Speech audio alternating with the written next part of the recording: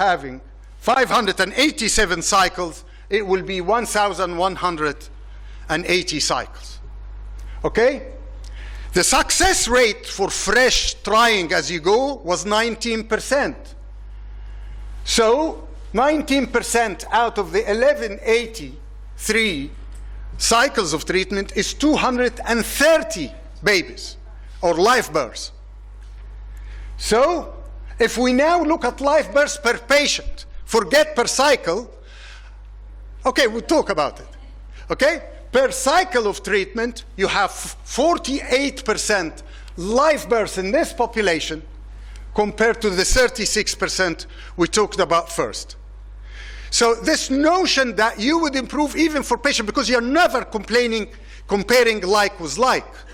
Furthermore, this is the original data here again, 15% per cycle or 19% here. But let us assume that those patients who accumulated their oocytes decided, no, we don't want to do this. We will do the fresh in a normal way, because everybody had one cycle. So I want to look at the first cycle. And because they are assuming they are doing fresh, I will assume the success rate is also 19% per cycle. So those, I have 47 women who would have had a baby in her very first attempt of treatment, and I have subjected her to another 1.5 attempt on average for no reason. This is half the 88 who had babies. Well, this is my view, and I'd love to have a discussion about it. The other one quickly, and I know that I'm taking longer than my time, is repeated IVF failure. Patient always asks, doctor, I tried 3 times, what is my chance to have a baby in my 4th attempt? Or 5 times, what's my chances to have a baby in my 6th attempt? And to do that, I was fortunate enough to address the HFEA data and look at the success rate per attempt for patients from 1991 to 2004. And the way we analyzed it, that if you have any frozen, it will be within the attempt. So if you have 1 attempt fresh and there was some frozen, success rate will all amalgamate. And once a patient had a baby, she's outside of analysis. In other words, she cannot come and be cycle number 3, and she had a baby, so she comes out of the analysis. And this is what you expect. Nothing new about that. These were 200,000 cycles we're looking at. Success rate, best at first attempt. This is in 1991 to 2004. And you got a live birth rate in the first attempt, including the frozen, 22%, 19% in the second, 17% in the third, 15%, 13%, and so on. It's very important to actually see that even by the 10th attempt, 1 in 10 will have a baby.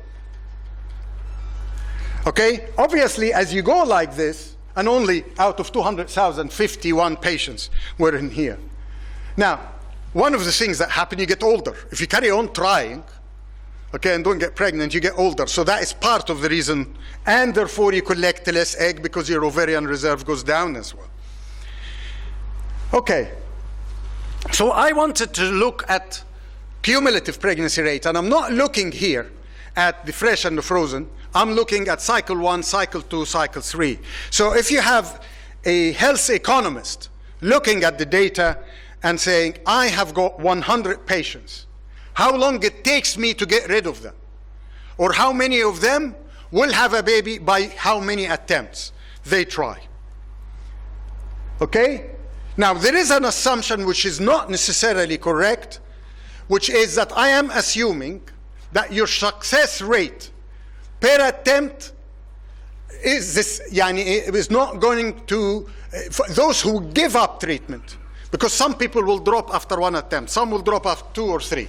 So I'm making the assumption here that those that dropped out could have behaved like those who didn't. There are papers to suggest that. There are papers to say, no, they have 50%. But for the purpose of analysis, this is what we've done. So if we assume, as the data was, that in the first attempt you have 22%, in the second attempt 19% had live births, our cumulative live birth rate will be as follows. The first attempt is 22%. 22 out of the 100, you are left with 78 coming back out of 100 trying, and their success rate is 19%. So 15 of them will have a baby. So the success after 2 attempts will be the 22%, and then the 15, which is 19% of the 78 left, so that gives you 37. And you chart them like this as you go along. And on this data, on the assumptions that not necessarily totally correct, that they will behave the same, you will have 78 out of every 100 by 10th attempt have baby. Of course, the rise is faster, and then it plateaus thereafter. Now, you can do that for any age group. So those are under 35, and if you look at attempt 1, 2, 3, 4, and so on, then you can create this curve. And if you do it for every single age group, you will have their different cumulative live birth curves. And it's very interesting. So patients who are, which one is this? Yeah, who are 40 to 42 will achieve a live birth rate which those under 35 will achieve in their first attempt.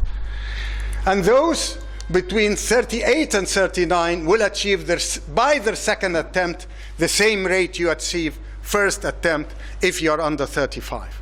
And it actually makes sense and goes with reason about that.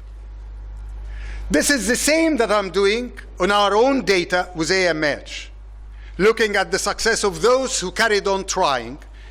And this is for patients who are less than 1, 2, 5, 4 cycles. And it's very important. Now, this is the attempt 1, the success rate 17.5, then 8%, then 18, and so on. So this is the curve you get with those.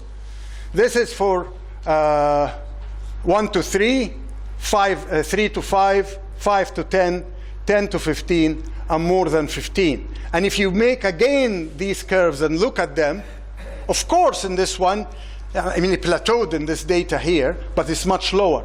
And again, they're going the same. The 1 to 3 and the 3 to 5 are more or less similar. Between 5 and 10 is here. And again, if you look, and all these patients are under 39, then this, even the 1 less than 1 by her third attempt will achieve a live birth similar to those between 5 and 10 in their first attempt. Now, IVF is expensive and not necessary, and people should not really keep paying for such a treatment. But you see, when women are trying, they don't stop having sex after 1 month or after 3 months. They carry on trying every month. And there is, theoretically, there is no reason why, assuming this treatment is pleasurable and free, which is neither, to carry on trying, because that is essentially what nature does. This is for those above 40. Finally, ovarian reserve is meaningless. What matters is the number of eggs we collect.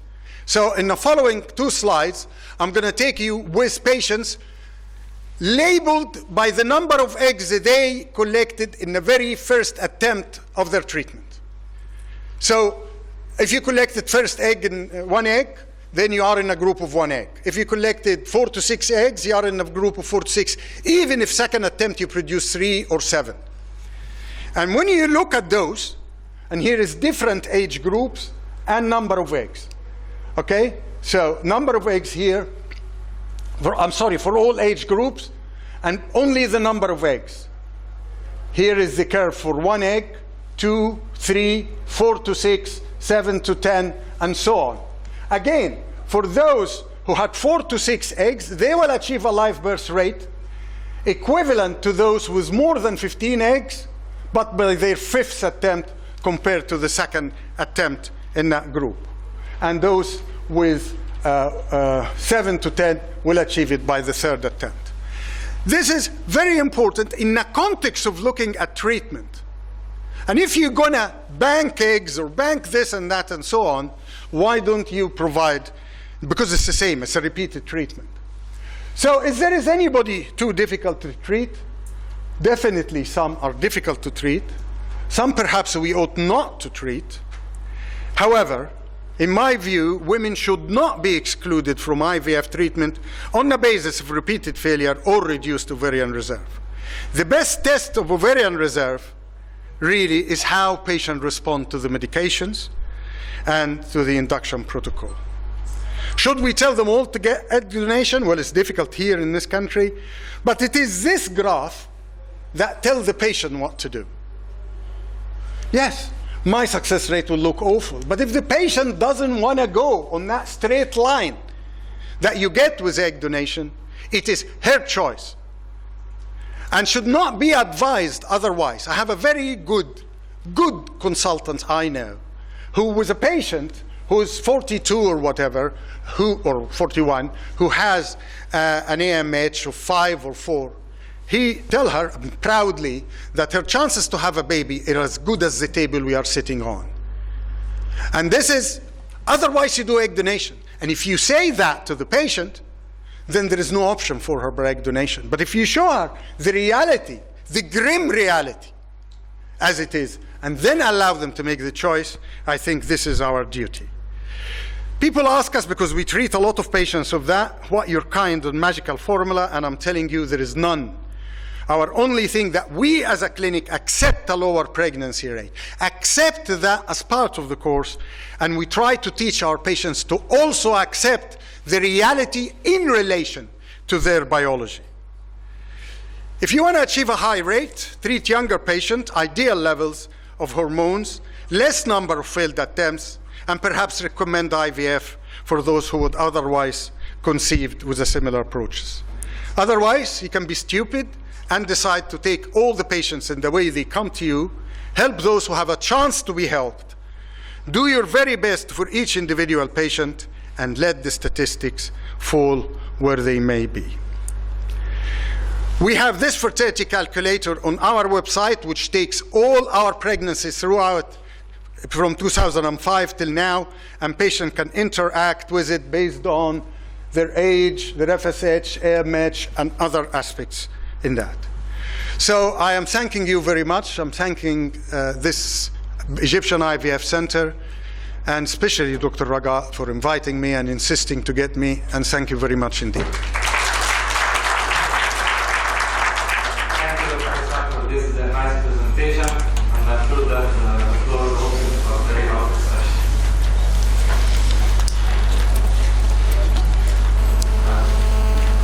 Yeah, microphone here.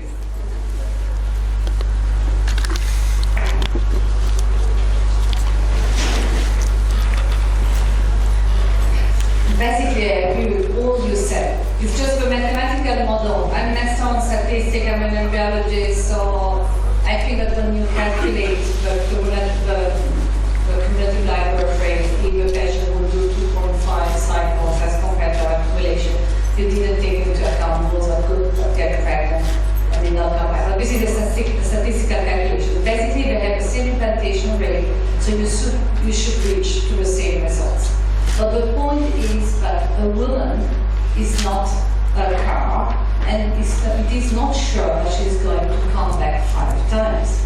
So the idea of accumulation is the dropout, not to make the patient drop out. So this was the only principle.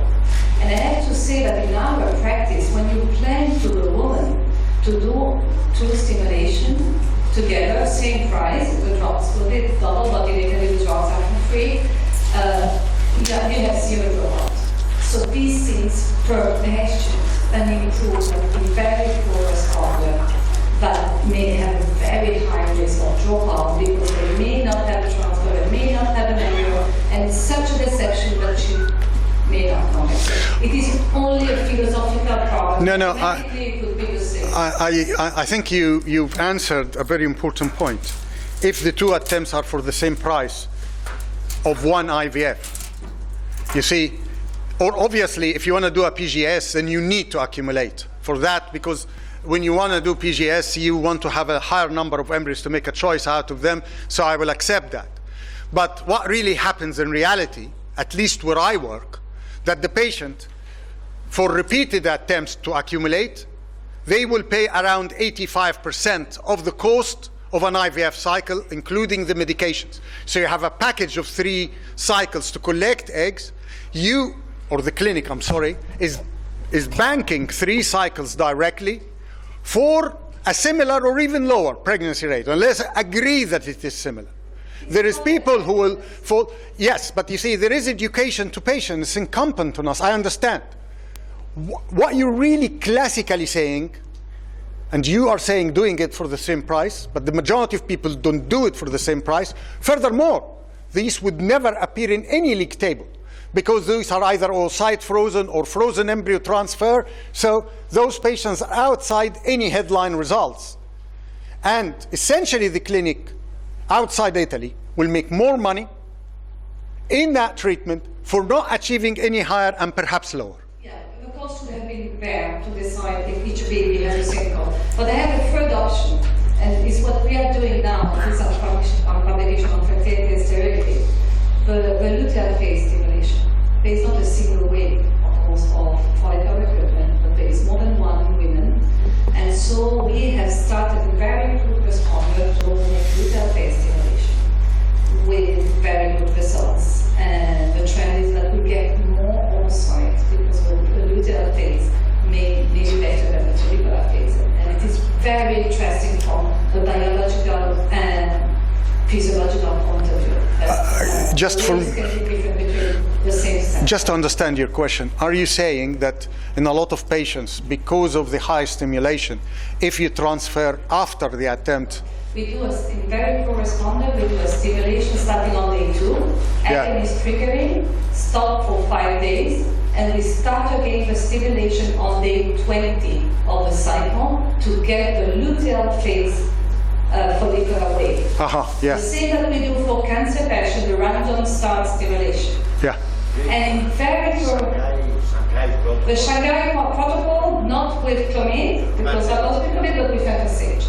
And it's just a new way of thinking that full responder can be very different in the follicular and the luteal phase. We are really studying what is the difference, but we may find a new solution because it is not for sure that all the waves are the same. And as an embryologist, if I have 4 oocytes or 8 and 9 oocytes, you can really change the perspective of the patient. So it is interesting to see that we move, and in fact it is animal model, because in animals, veterinarian knows very well that stimulation can be started in different moments of the cycle. It's just a third alternative. Well, I am not against it for a variety of reasons. I'm not against it, as I said, if you want to do PGS, or if they are all one treatment cycle, and the extra charges on patients and the medications by themselves are more expensive, all sorts of other things. But cost analysis, assuming the patient, and a lot of patients don't understand that, but assuming the patient understands that she has a chance in her first attempt or the second or whatever, and prepared to go through it, then I think it's more cost effective that she has her transfer of every cycle. To bank them up because she would have run away after one failed attempt, you're absolutely correct. That is a possibility. But somehow, especially if you're making money out of it, you're conning the patient. What we need in this kind of scenario is to educate ourselves and the patient. Yes. You've just said you don't charge them more money. And if you don't do that, then I think what you're doing is better than what I'm saying. But I don't think that is what's happening in reality. It's a win-win for the clinic. Poor responders do not appear in the headline results. Money is made more out of these patients. And the patient, when she gets pregnant, she's very happy and she thinks that's a miracle because the doctor did all of that and I had one go at the transfer.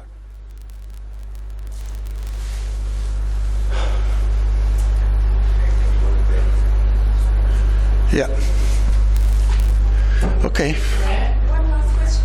In the UK, who pays for the current trials? Oh, the patient. Those ones are patient, but you're taking it in a very long period. Are British patients who can pay for 10 cycles? Yes, of course, yeah. Their own money? Yeah, and some of them would. By the way, this is 10 in the same clinic. It's not 10 even. Why in the UK it's very expensive? Yes. Yani, we could not, because we do not know of patients who move from a clinic or the other. So the presumption was she's attempt 1 at this clinic, attempt 2, 3, 4, 5. If she shifted to somewhere else, she will feature as one again, and that is what drops a bit the success rate in the first attempt. Yes, but you see, you're starting with 200,000 cycles and ending by 51 at attempt number 10. So there's a massive minority.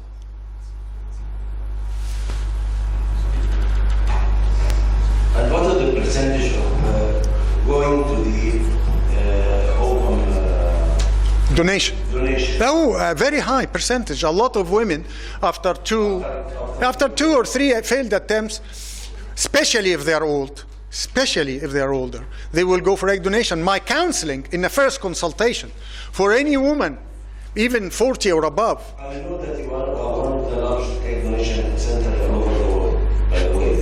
Yes. Am I right or wrong? No, we are not anymore, because in England nowadays we're still the largest in Britain. But because of a variety of factors, Spain is beating us and all sorts of places, and Ukraine, etc. Because in the UK you have to have an identity release. The child should be able to release who is the donor, as well as the fact that there was no payment at all, and now expenses and payment and everything cannot exceed £700. So we don't have as much donors as in the past. But if I am seeing somebody who's 42 and her chance to have a baby in my clinic is 12.5%, I say to the patient, if you can afford one cycle and what you're really keen about is to have a baby, then your best chance is to go for egg donation. It will give you a 45 to 50%. If you either religiously, emotionally, whatever, against egg donation, then this is your chance. Some would say, I have the ability to try more than 2 or 3 times, and I want to try my eggs. So she tries for that 12% after 1 or 2 attempts, and she put her name in a waiting list for egg donation. And if it didn't, she shifts to that. But they need to embark on treatment with the full knowledge of what their chances by whatever treatment. And some, very clearly, I have got all my saving in this one go doctor. And I am now 43. I haven't got a baby. We love to have a baby between us. I was married before, he was married before, we had no children, we like to have a child. She will go directly to egg donation. Not because I'm telling her I'm not treating you, but because that is her analysis to the cost effectiveness of that. And therefore the consultation, honestly, must take time.